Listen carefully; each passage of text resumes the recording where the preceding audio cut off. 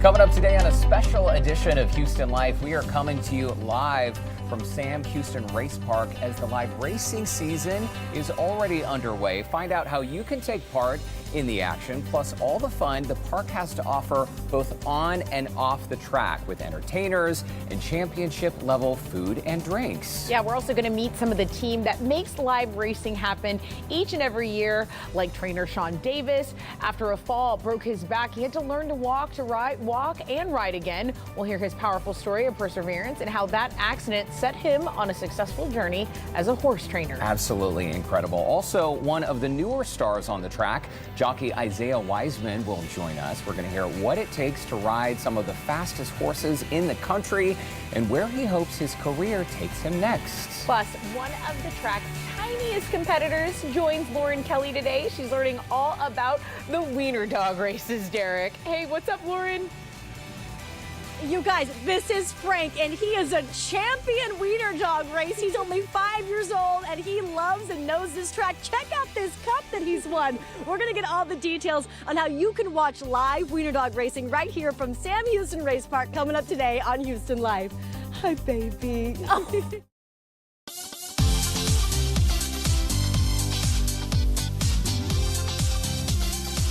Live from Studio B and KPRC2. Houston Life starts now. Hi, everybody, and welcome to Houston Life, a very special edition of Houston Life. I'm Derek Shore. And I'm Tessa Vaudetta. We are here at Sam Houston Race Park, where live racing season, as we mentioned, is underway. And you know what? I know you've been out here a couple of times, but this is my first live show from the race park, and it is a beautiful, beautiful day for some live racing. Yeah, the weather could not be better. And in case you're wondering about the schedule, every Friday evening, the races begin at 6:30, Saturdays and Sundays at 1 p.m. There are already people, though, in the building, and as you mentioned, they have a calendar, a lineup full of events. Of course, the horse racing is a big deal, but if it's not your thing, there are all kinds of other things that you can enjoy with your friends and family. And for a lot of people who we've spoken with, they started coming to the track as kids. They have a lot of core memories with people they love. So it really is a lovely tradition here in Houston. Absolutely. I think just seeing the horses as a little kid, it's definitely a core memory. If you love animals, all kinds of animals, it is a fun place to watch some of this racing go down. You know, I have a couple of memories from here from getting on a camel, Derek, and it was quite the scene for me, quite the memory. So this is also a place I really like to come, you know, before I'm heading out to a basketball game or a baseball game. We bring the family, we bring friends, and it's always a good time. Mm-hmm. And just to give you a little bit of a mile marker or context, Sam Houston Race Park is north of the city, so it's off Beltway 8, right near 249. It's about a 30-minute drive. It took me about 30 minutes today from downtown. The track, of course, hosts live races. Thoroughbred horse racing runs from January through early April. And American quarter horse races are held from late April through early June. And the rest of the year, the park is open for simulcast racing around the world. And the history of this park is really interesting. It opened back in 1994, which feels like just yesterday. Hard to believe that was 31 years ago.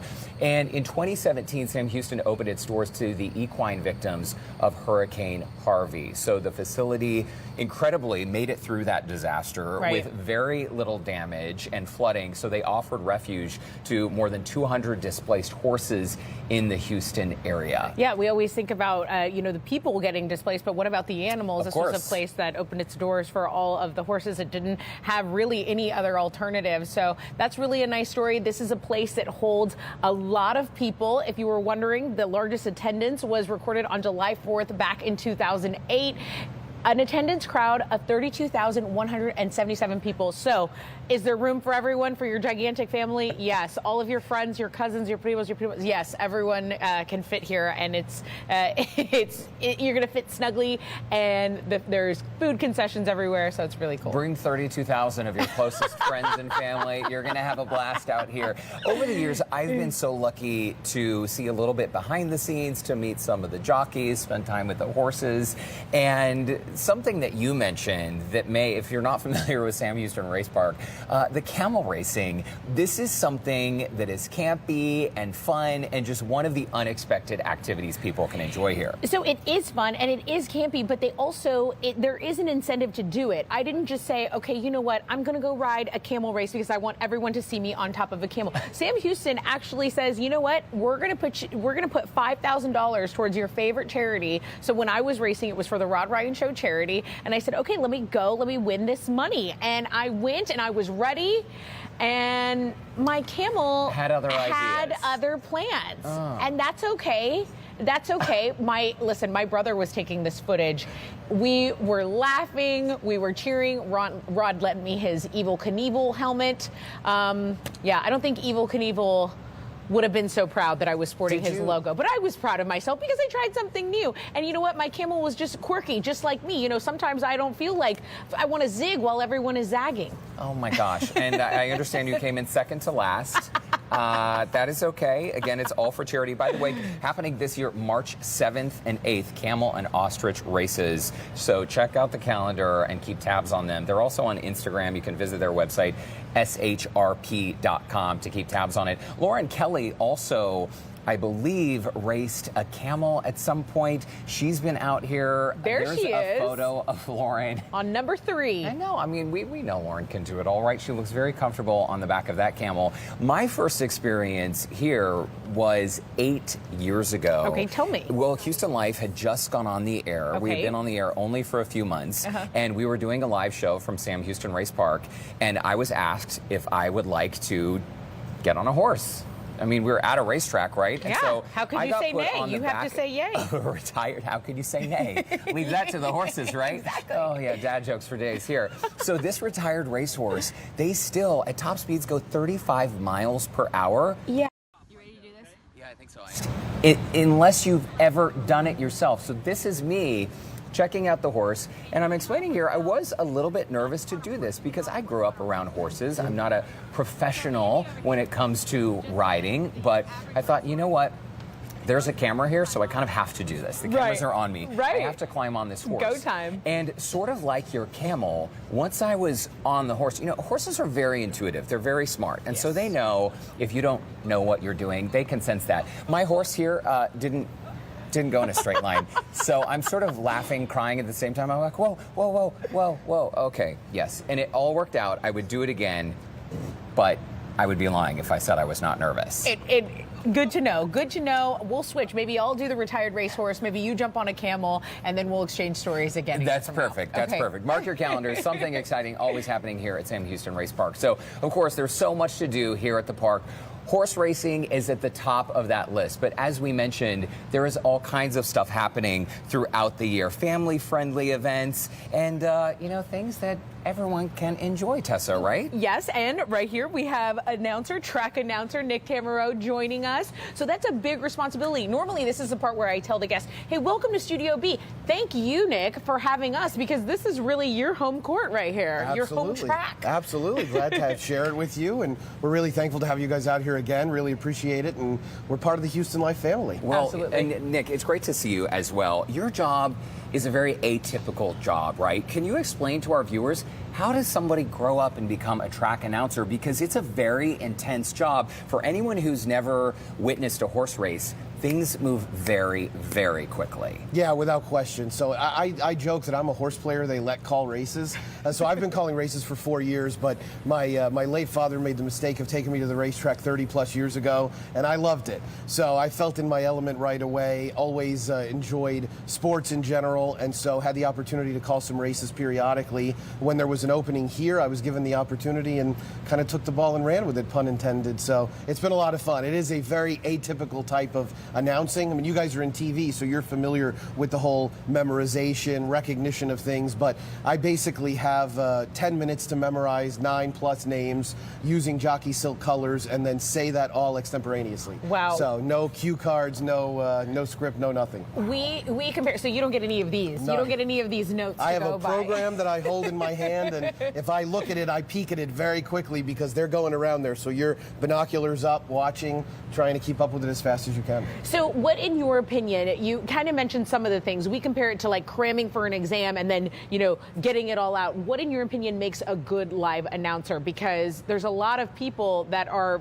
you know, putting their real money on what's happening, and you kind of have to call it right every time. Sure, exactly. The ability to describe what's going on is the most important thing. So to me, a quality announcer, you can close your eyes and listen to what they're saying, and you have a great picture of what's going on. So you don't, now of course you have the benefit of seeing it as well, but if I'm describing the race accurately, you don't need to see it. You can simply listen to what I have to say. So obviously I want to memorize the horses' names. I want to tell you in descriptive fashion where they are on the racetrack relative to one another, how far apart they are, how fast the pace is, what's happening as the race unfolds, and then obviously build that up to a crescendo of some type of finish. And there's no more exciting feeling than when it's a close finish and I say photo, or I'll call the photo and I hear the fans cheering. It's great. Chills. It's incredible. Gave me chills just And now. it's an exciting job. And I got to tell you, Nick, watching you work is truly incredible. You're so talented. Aside from the racing, we only have about a minute left. For people, again, who have never been out here to Sam Houston Race Park,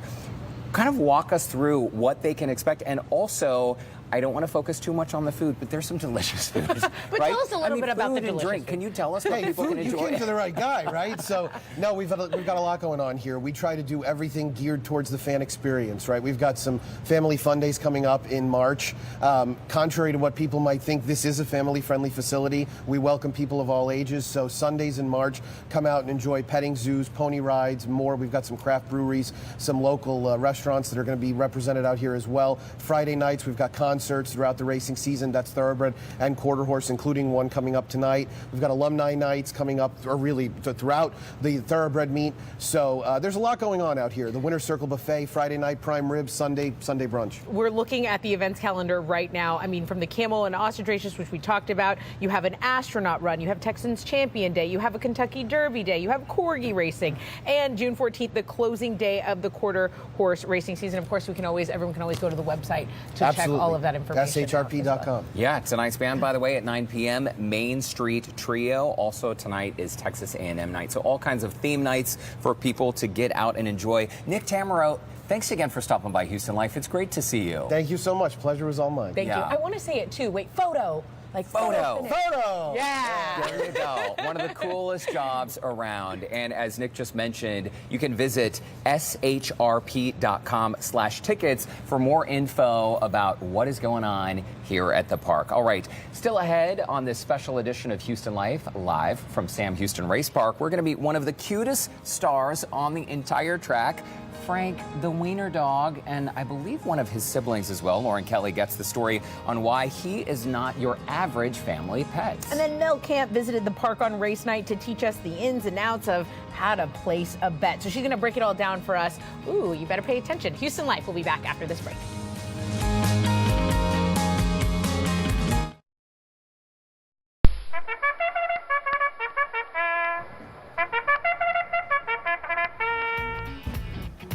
They've reached the gate. It's post time. Loading up for race number 3.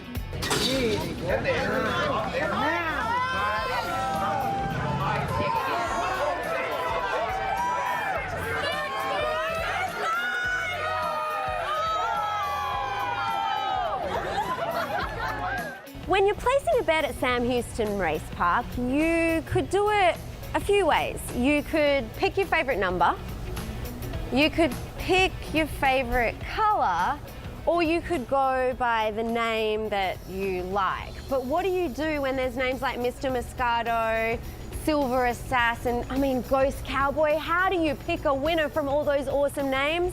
Well, you ask an expert. Nick Tamaro. How are you? So I'm the expert.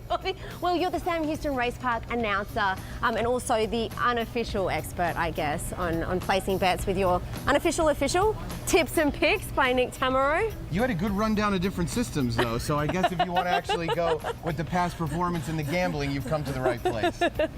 So what are your sort of more, I guess, better ways to pick a winner, or is it okay to pick with your favorite number? Oh, absolutely. There's a plenty of ways to get involved without having to use the past performances or handicapping, but primarily we're basing our opinion on what has happened in prior races, right? What surfaces have horses run on, what distances have they gone, how are they coming into this race? We also have different class levels as well, so you have horses that are running in the maiden races that haven't won before, claiming races that are for sale. If they're adjusting their class level, that oftentimes can really lead to an improved performance. Wow, okay, so, and that's all something that you can read The official track program, absolutely. in this. So if you go pick up one of these when you come on race day, you can take a look at the form. But all of that stuff, that's all the form, right, that you were saying? Exactly right, and one thing I can guarantee you is every winner is in there. You just have to find them. Ooh, who's the winner? How fantastic. Okay, so really, I mean, you make it quite easy with your little tips. We try to make it as simple as possible, right? You can walk right up to the window and make that bet. We have some suggested bets on there at a reasonable price point, $10 or less per race. So you can walk up to the teller and say, give me Nick's bet, and they know exactly what it is. What would you say is a good dollar amount to start if you're placing your first bet ever? I try to tell people, you know, compare it to what you would spend on a normal night in an entertainment venue, right? Drinks and things have gotten very expensive at concerts and sporting events. We can get you home a lot easier when it comes to that. But maybe you devote $30, $40, $50 or so. We've got win, play, show bets you can make. You can bet exactas, combining the first two finishers in a race, trifectas with the first three, and you can do that at a price point as low as 50 cents. 10 cents even for superfectas, and bet as little as $2, $3 a race. Just have some fun and yell at the ponies. So if you're listening to all of that and going superfectas, trifectas, and it's all a little daunting, you don't have to be daunted because there are actual real life people that can kind of walk you through everything here. Absolutely. We've got a host of customer service experts here at Sam Houston that are going to help you with all your barriers to entry, right? We try to give you the tip sheet. We talk about every race on air on the broadcast here, in addition to going over the whole card before the races, so that it just makes it a little bit easier to take all of that information and try to boil it down. The track program also has a great explanation page that really gives you a lot of info on how to read the form, how to get a little bit more familiar with it. And if you're one of those people that likes to dive into that, you've got every opportunity. Fantastic. So that's that one here. And of course, if you want to place a bet on your betting machines, they're a lot of fun. They're just over here and really easy to use. Oh yeah, no, and as you said, you've got colors, you've got names, you've got, I mean, it's like information overload. See if we can get the Regal Turca and the first Stuart Elliott aboard. I think definitely a big shot there to get us started. I think I'm going to do that. I liked the name, I like the color, and I definitely like, if I look at the form, I like Stuart Elliott. I mean, he's a Kentucky Derby winner. He is a Kentucky Derby winner. He's the leading rider at Sam Houston now 4 years in a row. The ripe old age, I think, of 61 or 62. He's riding some of the best he has in years. Okay, well, I'm going to get betting. Sounds like a plan. Thanks, Nick. You bet. All right, here we go. Let's place our bet.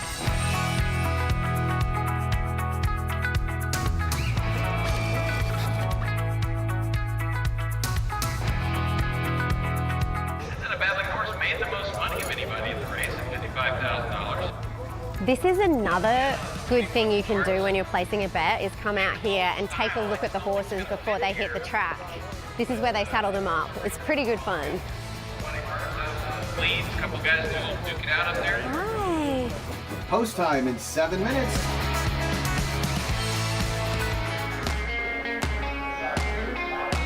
Oh my goodness. Oh my goodness, the race just started. They're about to come past us. Watch this, they're coming past, they're coming past. Oh my goodness, okay. They've got to go all the way around and back again.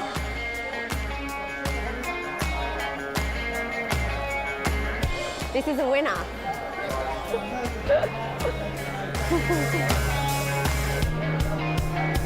This is very exciting. Like, I'm tingling, I'm excited. 1 is Nick's, 4 is mine. Here we go! Yes! Oh, he's got to win it. Oh, yeah! Okay, that was Nick's pick. It was a winner. We won. Woo! Yeah! All winners here at Sam Houston Race Park. Only winners. In addition to that winning ticket, Mel also got to meet up with a multi-Hall of Fame cowboy and thoroughbred trainer, Shawn Davis, who really just embodies cowboy grit. After a life-altering rodeo accident, doctors said he'd never walk again, but he overcame the odds and still rides till this day. We've got the whole story on that coming up. It is such an incredible story. Also, we are checking in with Lauren Kelly. She is with a small but mighty cute competitor here at the race park. Lauren, how you doing? Hey, this guy is a champion, Derek and Tessa. This is Frank, and they have wiener dog races that you can watch live here at Sam Houston Race Park. That is a trophy. This is a champion. We're getting the scoop on how he got into this and how you can see him live coming up next when Houston Life returns.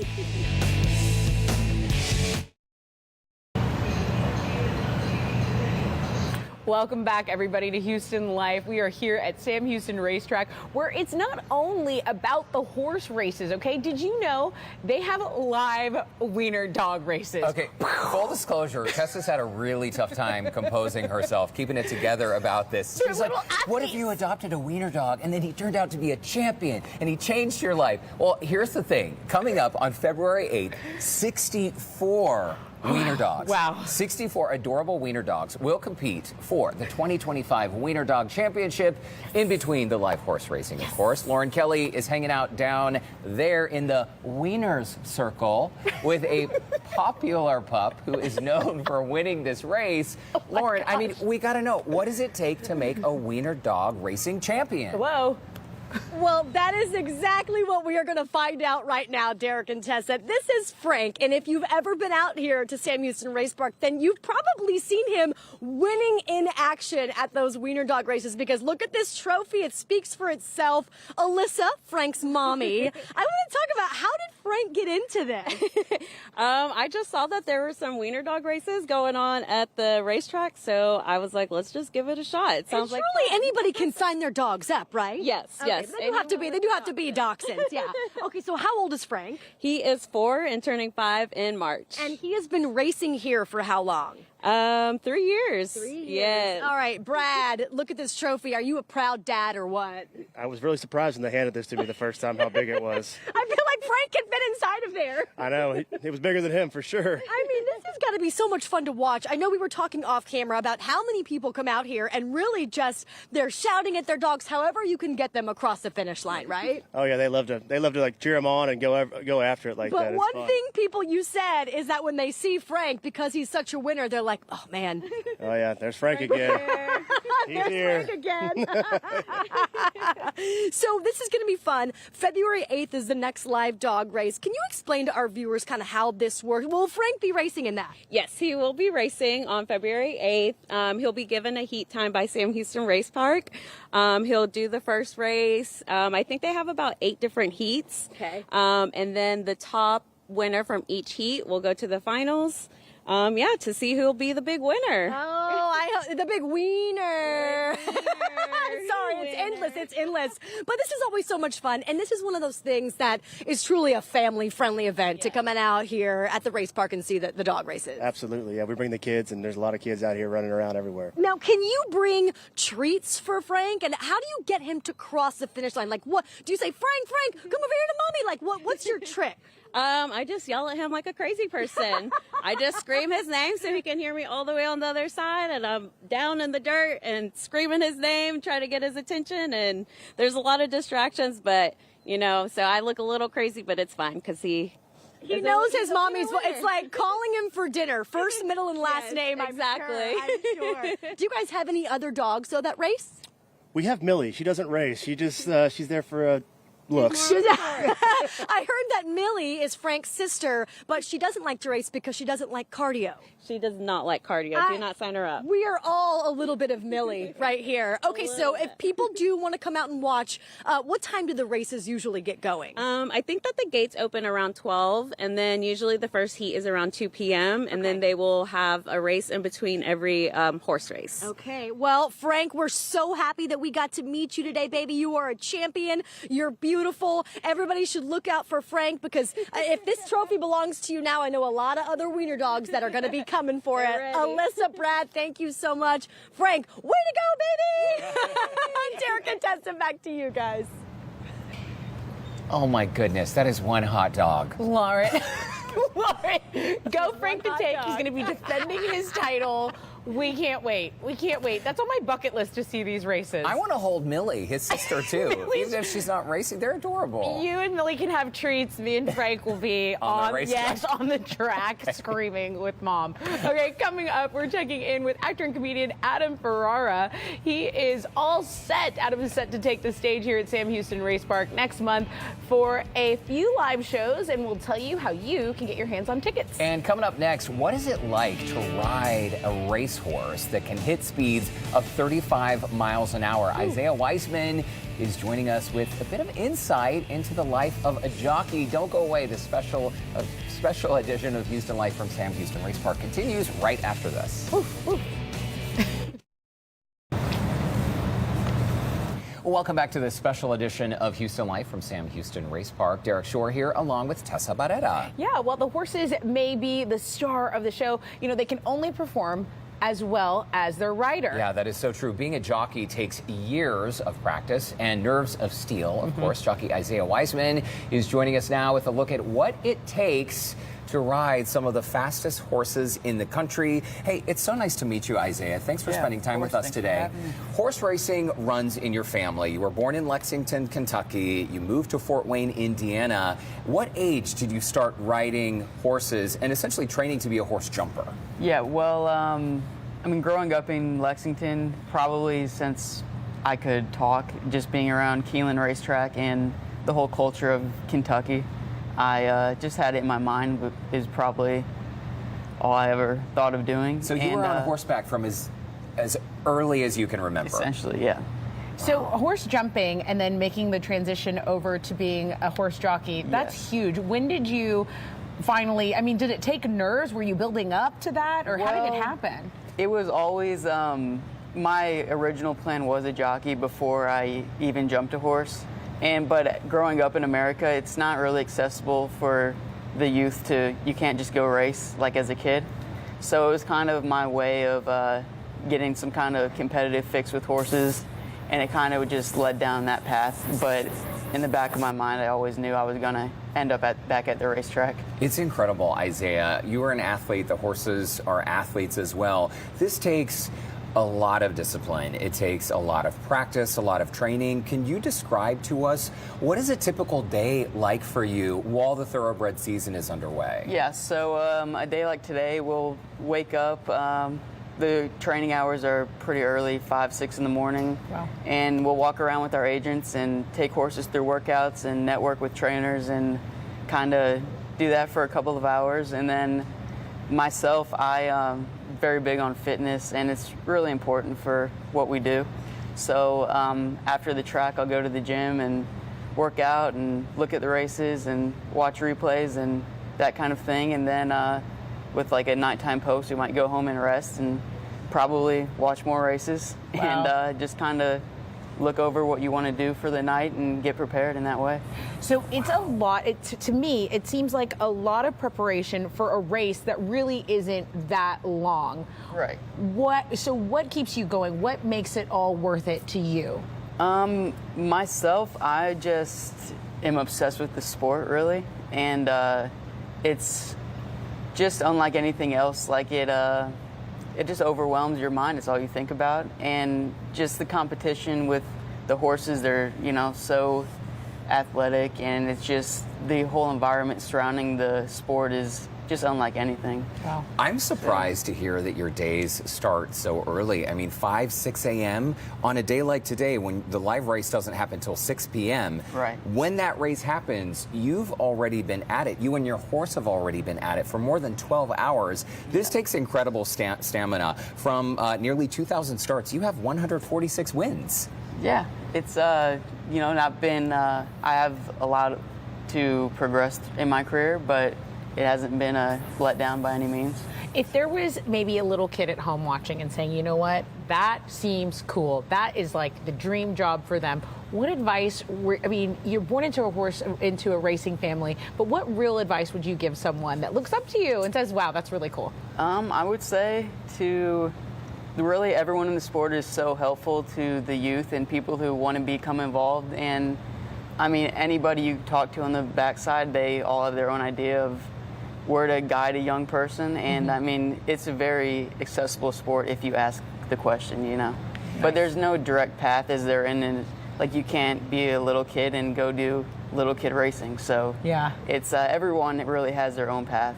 Yeah. I know your father does a lot of different things involved with horses, but one of his jobs, he's a farrier. Yeah. Can you explain to us what that job is? Because this is a term that I was not familiar with. I'd heard of blacksmiths, but this is a little bit different or totally the same? All of the horses that race, they wear shoes like metal, or they're made of aluminum most of the time.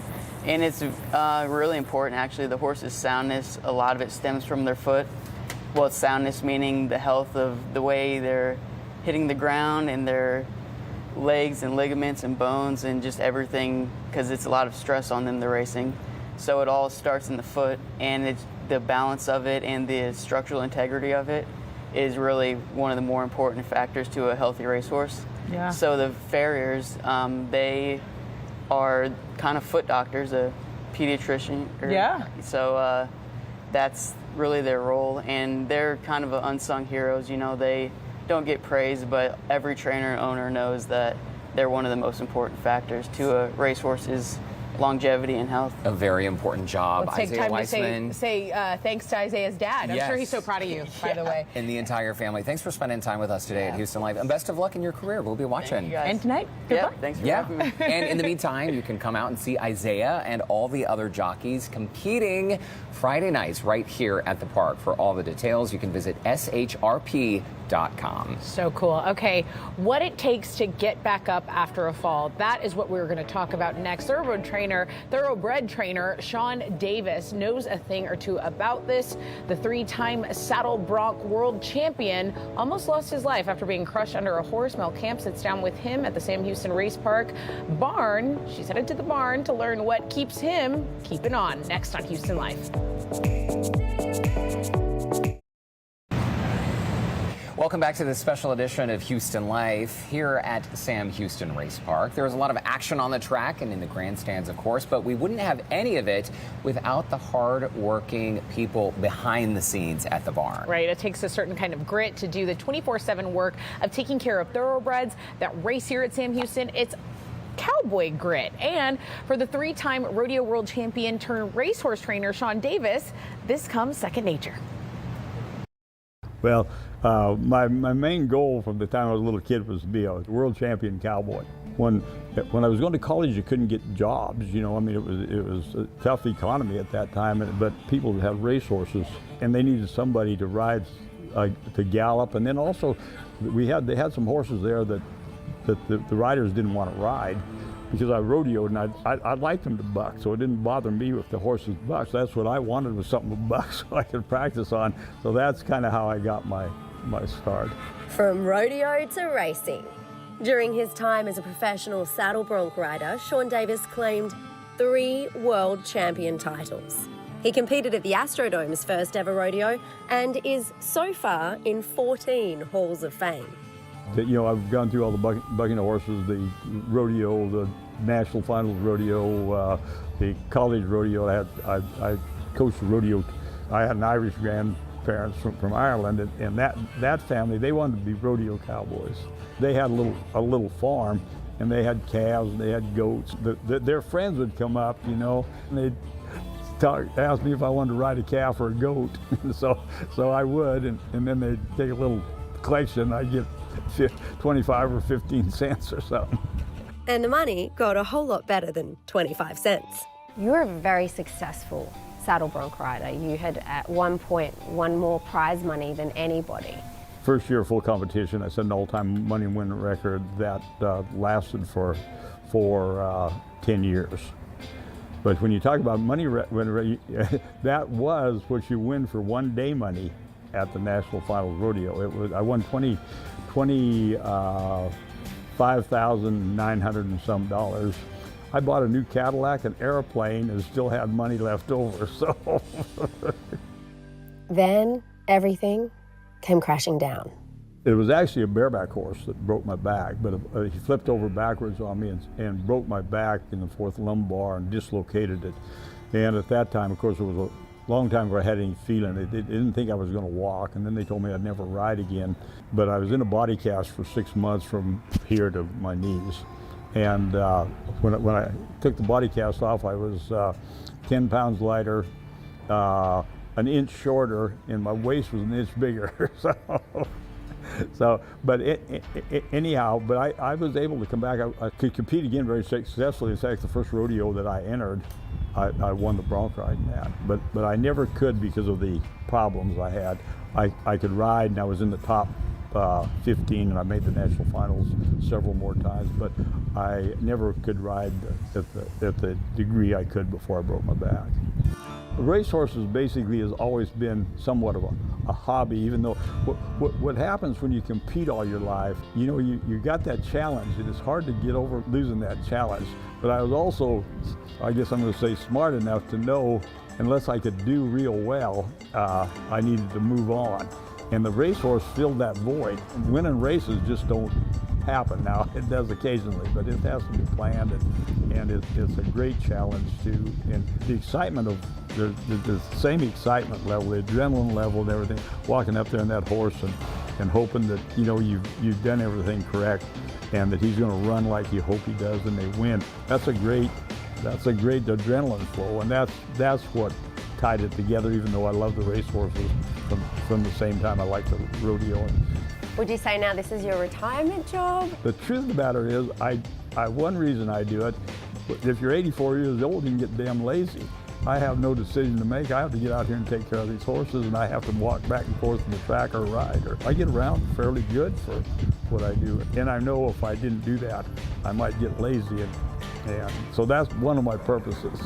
Davis says there isn't a lot of difference between training a horse and training a rodeo cowboy. It's just like coaching, because the students I had, you know, they come through my programs and then my clinics and that, was not always the most talented student that won the world championships. It was the ones that had the most desire, and this right here too. So really for the horses, they have to have a desire to win. Yeah, and there's some of them got worlds of ability, but they don't have the mind. You know, I mean, to be good and great, you have to have the mind, and it's just like a human. They have the mind, and they want to win, and they don't want to give up.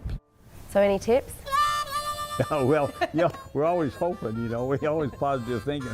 Hopefully I got some tips, but I'll probably tip you better after the race. Well, it's a remarkable story indeed, and I find it fascinating, Derek, that the actual footage of Shawn's accident was actually just a Polaroid. Because no smartphones in 1969 when the Bronco flipped. Someone just happened to snap a picture at that moment. A very different time. And also, can you imagine being told you would never walk again, and look just how far he's come? Truly a remarkable story. Really? All right, when we come back, we're going to shift gears with comedian Adam Ferrara. Who doesn't love a good laugh? Lauren Kelly is learning more about his upcoming stand-up shows happening here at the Race Park next month. We're going to chat with him when Houston Life returns.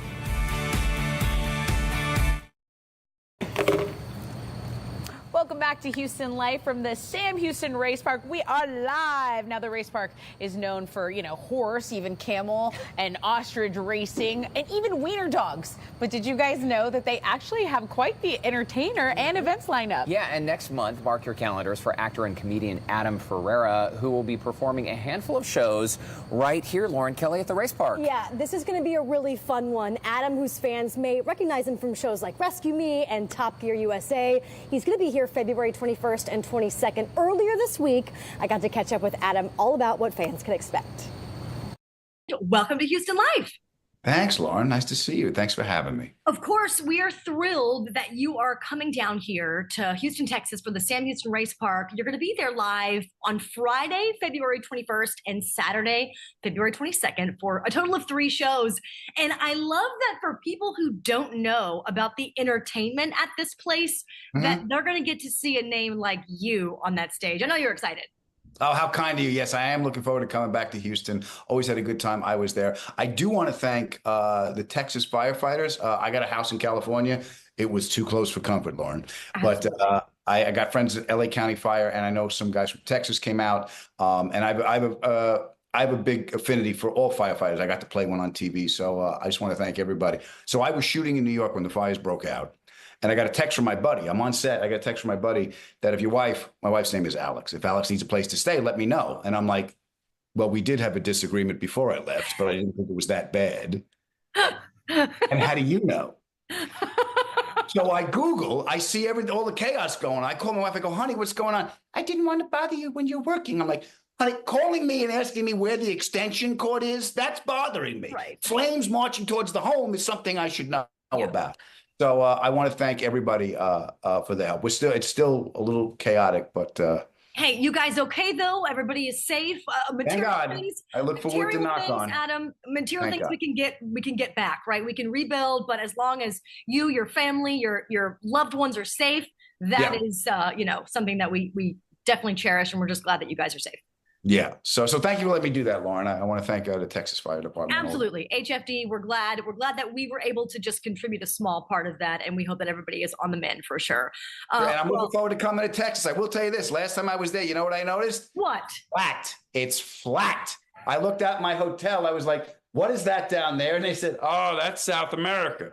So... Well, I'll tell you what, Adam, it's been historically cold this week. Houston, Texas got snow. And I'm not talking about like this tiny little bit. The Houstonians here who have never experienced snow in their entire life had about 4 inches plus on the ground, and people didn't know what to do with themselves. We had a snow day for almost 2 days because the city had to shut down because we don't really know how to drive in the snow. We don't really know how to drive that well when it's not snowing, but the snow does not add to it. Okay.